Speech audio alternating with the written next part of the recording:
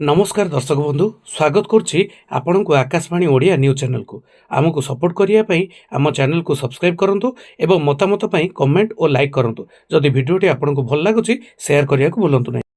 Trophy फेराउनी पाकिस्तान शर्त रखिले नकवी टीम इंडिया बिना ट्रॉफी रे सेलिब्रेशन करथिला एबे एशिया कप ट्रॉफी फेराउनी पाकिस्तान भारत आगे शर्त रखिले नकवी जहां केबे भी मानिबनी टीम इंडिया।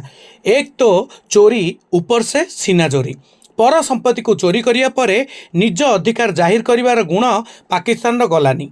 मैच जितबार तो नहीं तथापि हेले ट्रॉफी चोरी करिवारे बराबर हरकत करिछि एई डकायत देश।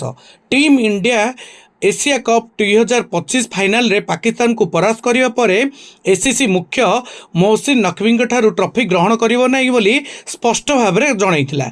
तथापि नकवी बहुत समय अपेक्षा करते किंतु भारतीय खेलाड़ी माने ट्रॉफी नेबा को जाई नथिले तेणु बेजित होगा पर नकवी तांको सहित ट्रॉफी नहीं चली जाइतिले आउ टीम इंडिया बिना ट्रॉफी रे सेलिब्रेशन करथिला।